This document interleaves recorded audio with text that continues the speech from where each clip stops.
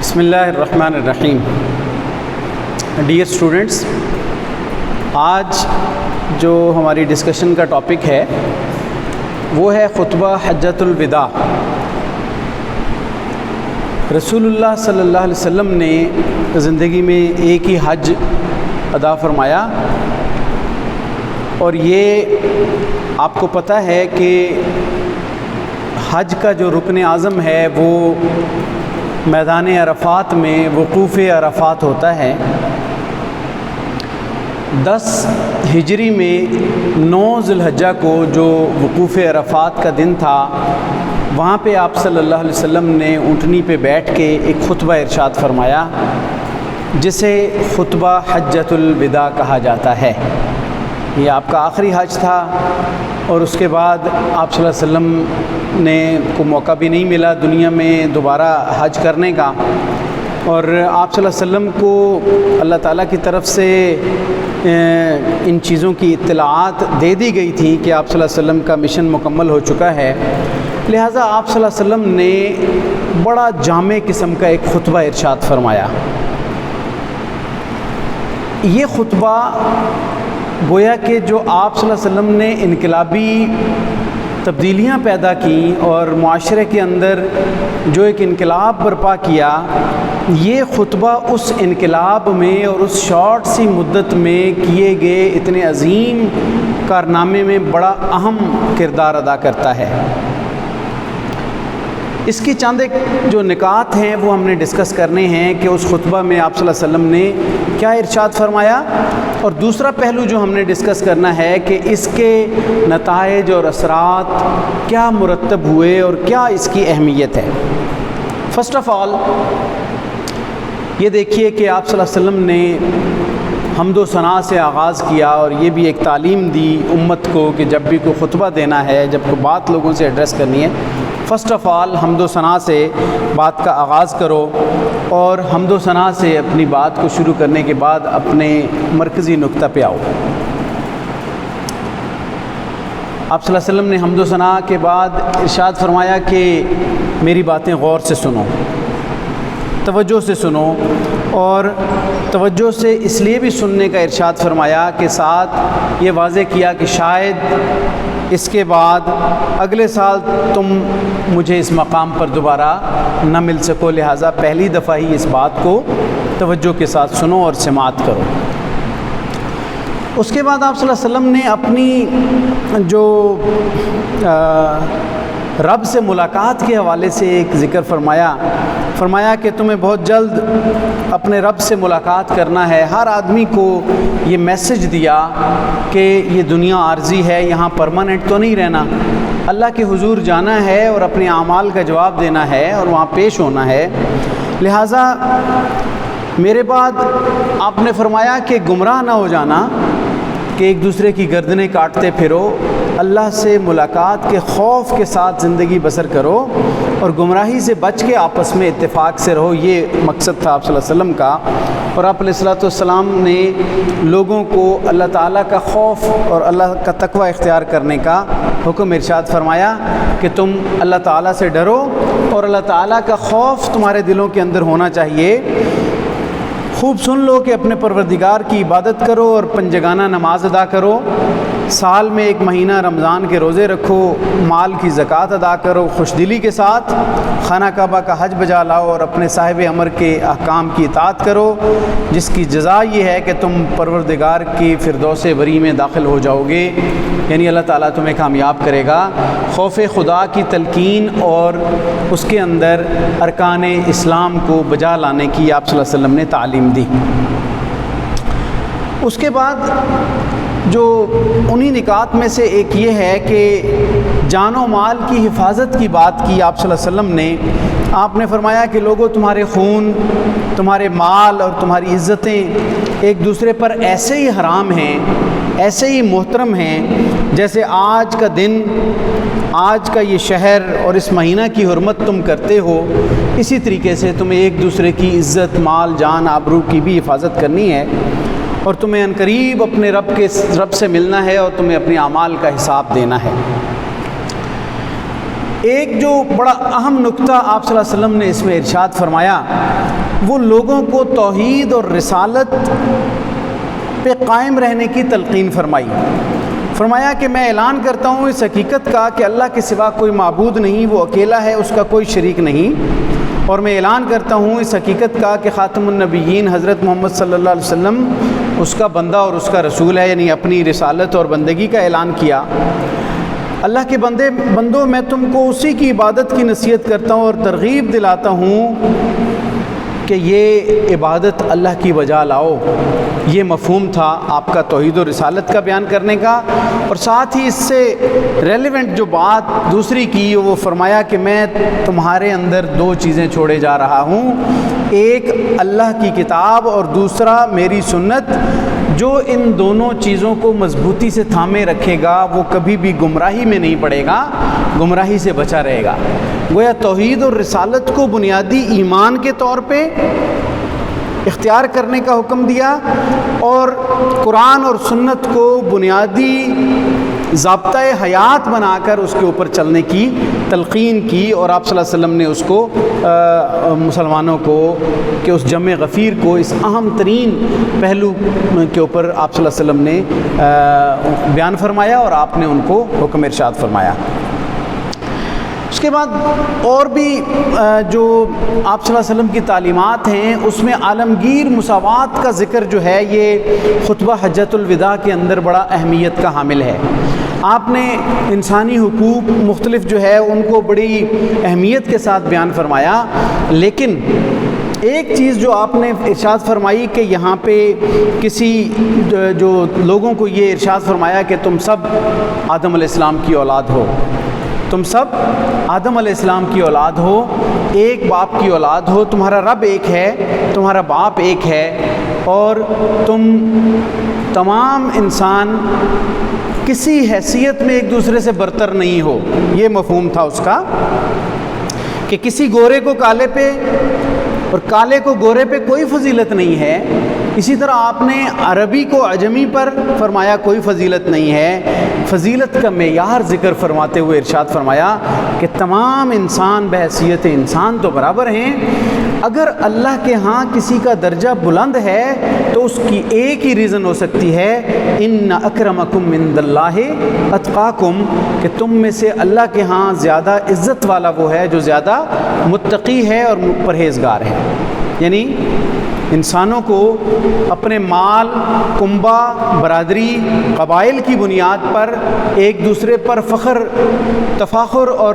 ایک دوسرے پر جو ہے وہ برتری کا بیان کرنے کی بجائے انہیں تقوی کی بنیاد پر آگے بڑھنا اور مسابقت کا ترغیب دیا، تاکہ آپ صلی اللہ علیہ وسلم کی ان تعلیمات کے مطابق لوگ قرآن و سنت کی تعلیمات کو اختیار کریں، تقوی اختیار کریں اور اللہ کے ہاں عزت پائیں، بجائے اس کے کہ اپنے مال، دولت، عربی عجمی، رنگت کی بنیاد یا علاقے کی بنیاد پر تفاخر کے اندر لگے ہوئے ہوں کہ میں بڑا ہوں یا میں بڑا ہوں۔ فرمایا کسی سیاہ کو کسی سرخ پر، کسی سرخ کو کسی سیاہ پر تقوی کے سوا کوئی فضیلت حاصل نہیں ہے۔ اس کے ساتھ ہی یعنی عالمگیر مساوات کے ساتھ ساتھ آپ صلی اللہ علیہ وسلم نے عورتوں کے حقوق کے اوپر فوکس کیا اور ارشاد فرمایا کہ عورتوں کا تم پر حق ہے اور تمہارا ان پر حق ہے۔ یعنی آپ نے ارشاد فرمایا اپنی بیویوں کے متعلق اللہ سے ڈرتے رہو، خدا کے نام سے تم نے ان کو بیوی بنایا اور خدا کے کلام سے تم نے ان کا جسم اپنے لیے حلال بنایا ہے۔ تمہارا حق عورتوں پر اتنا ہے کہ وہ تمہارے بستر پر کسی غیر کو نہ آنے دیں، لیکن اگر وہ ایسا کریں تو ان کو ایسی مار مارو جو نبودار نہ ہو۔ عورتوں کا حق تم پر یہ ہے کہ تم ان کو اچھی طرح کھلاؤ، اچھی طرح پہناؤ۔ یعنی ڈیوٹیز اینڈ رائٹس کو پراپر طریقے سے آپ صلی اللہ علیہ وسلم نے لوگوں تک پہنچایا اور بیان کیا، اور لوگوں نے اس کو اڈاپٹ بھی کیا۔ ایک جو اہم چیز اس وقت آپ صلی اللہ علیہ وسلم نے ارشاد فرمائی، اب یہ جو ہم نکات بیان کر رہے ہیں یہ اس ترتیب سے ضروری نہیں ہے کہ جو آپ صلی اللہ علیہ وسلم نے جس ترتیب سے بیان فرمائے، ہم چند نکات جو خطبہ کے تھے ان کو ہم 1 بائی 1 ڈسکس کر رہے ہیں، ترتیب ان کی آگے پیچھے بھی ہو سکتی ہے۔ صرف لیکچر اس لیے دیا جاتا ہے کہ انڈرسٹینڈ کریں کہ اس وقت آپ صلی اللہ علیہ وسلم نے کیا کچھ ارشاد فرمایا تھا۔ آپ صلی اللہ علیہ وسلم نے دور جاہلیت کے خاتمے کی بات کی اور ارشاد فرمایا کہ جاہلیت کے دور کی ہر ایک بات کو میں اپنے قدموں تلے پامال کرتا ہوں، سوائے دور جاہلیت میں کچھ چیزیں جو چلتی رہیں جیسے حاجیوں کو پانی پلانے اور کعبہ کی خدمت گزاری کے جو ہے اس کے علاوہ جاہلیت کے جتنے جھگڑے ہیں میں انہیں ملیا میٹ کرتا ہوں، اور پہلا خون جو میرے خاندان کا ہے یعنی ربیعہ بن حارث کا خون جو بنی ربیعہ میں دودھ پیتا تھا اور بدیل نے اسے مار ڈالا تھا، میں اسے چھوڑتا ہوں اور معاف کرتا ہوں۔ یعنی معافی کا آغاز اپنی ذات اور اپنے خاندان سے کیا تاکہ کوئی یہ نہ کہے کہ لوگوں کو تو معافی کی ترغیب دے رہے ہیں اور خود ابھی یہ معافی باقی ہے۔ آپ صلی اللہ علیہ وسلم نے جو بھی عمل ارشاد فرمایا اس کا آغاز اپنے گھرانے سے کیا اور جاہلیت کی رسموں کو اپنے گھر سے ختم کیا، ساتھ ہی سود کی حرمت بھی اسی انداز سے ارشاد فرمائی، اور سود میں بھی اپنی فیملی، اپنا خاندان، اس کی سیکریفائسنگ لیول سب سے پہلے پیش فرمایا آپ صلی اللہ علیہ وسلم۔ اور آپ نے فرمایا کہ عرب میں سودی کاروبار بڑے وسیع پیمانے پر جو پھیلا ہوا ہے، عملی طور پر جو ہے نا یہ سود اس معاشرے کو تباہ کر رہا تھا۔ آپ نے فرمایا کہ جاہلیت کے تمام قسم کے سود کو باطل قرار دیتا ہوں، اس کو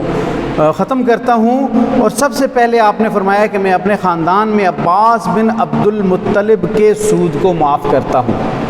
یعنی جو آپ کے چچا تھے انہوں نے اگر کوئی سود وغیرہ پہ دیا ہوا تھا یا وہ پہلے دور جاہلیت یا قبل از اسلام کی جو چیزیں چلی آ رہی تھیں، آپ نے فرمایا کہ میں اس کو معاف کرتا ہوں، گویا کہ اپنی فیملی کی طرف سے نمائندہ بن کر آپ نے یہ بات فرمائی۔ تو اس سے یہ چیز بھی سامنے آئی کہ آپ نے جب تک ایک لیڈر اپنی سیکریفائس نہیں کرے گا، خود وہ اپنے عمل سے ایک چیز کا مظاہرہ نہیں کرے گا، تو اس کی بات یا وہ جو اس کا تعلیم ہے وہ اتنی زیادہ مؤثر نہیں ہو سکتی۔ پھر آپ صلی اللہ علیہ وسلم نے امیر کی اطاعت کی تلقین فرمائی، اور آپ نے فرمایا کہ امیر کی اطاعت کے بارے میں اگر کوئی حبشی غلام بھی تمہارا امیر ہو لیکن اگر قرآن و سنت کے مطابق فیصلہ کرے تو تم پر اس کی اطاعت واجب ہے اور لازم ہے کہ تم نے امیر کی اطاعت میں کوئی کمی نہیں کرنی اور اس کے اندر اپنے آپ کو جو ہے وہ پیش رکھنا ہے۔ ایک آپ نے جو تکمیل دین کا اعلان ہوا اور تبلیغ کا حکم آپ نے ارشاد فرمایا کہ چونکہ وہیں پہ یہ آیات بھی نازل ہوئیں آپ صلی اللہ علیہ وسلم پر، الیوم اکملت لکم دینکم واتممت علیکم نعمتی ورضیت لکم الاسلام دینا۔ اللہ تعالیٰ نے یہ سورۃ مائدہ کی آیات ہیں کہ آج کے دن الیوم اکملت لکم دینکم، آپ پر آج کے دن آپ کا دین مکمل ہو چکا ہے، واتممت علیکم نعمتی، اور میں نے تم پر اپنی نعمتوں کو تمام کر دیا ہے،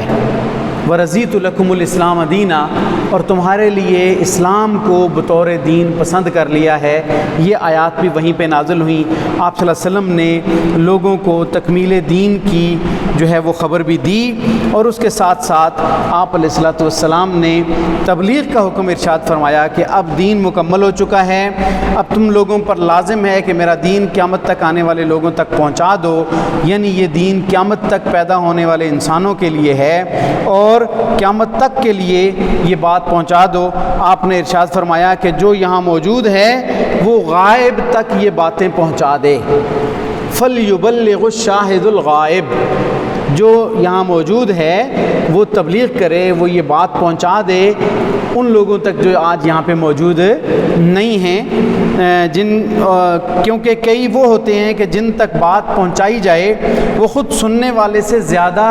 جو ہے وہ یاد رکھتے ہیں۔ ایسا ہوتا ہے نا کہ اگر کسی کو کوئی بات پہنچائی تو بات پہنچانے والا تو اتنا زیادہ اس پہ عمل درآمد یا اس کو یاد نہیں رکھ رہا ہوتا، جتنا سننے والا یا جس تک پہنچائی جا رہی ہے وہ زیادہ یاد رکھتا ہے اور زیادہ سن کے اس کو محفوظ کرتا ہے اور اس پہ عمل کر رہا ہوتا ہے۔ پھر آپ علیہ الصلوۃ والسلام نے یہ ارشاد فرمایا، تین باتوں کی تاکید فرمائی کہ عمل میں خلوص رکھنا، مسلمان بھائی کی خیرخواہی کرنا اور جماعت میں اتحاد رکھنا، یہ تینوں باتیں سینے کو پاک کرتی ہیں۔ اور اس کے بعد آپ نے یہ ارشاد فرمایا کہ آج اب ہمیشہ کے لیے شیطان اس بات سے مایوس ہو چکا ہے کہ یہاں کبھی بت پرستی ہو، یعنی وہ اب اس کی توقع اور یہ اس کی نہیں رکھ رہا، صرف ایک خدا کی عبادت ہوگی اور سنت ابراہیمی کے مطابق حج ہوگا، اس میں کوئی شرکیہ رسومات گویا کہ نہیں ہوں گی۔ تو یہ آپ علیہ الصلوۃ والسلام نے چند چیزیں جو ہیں وہ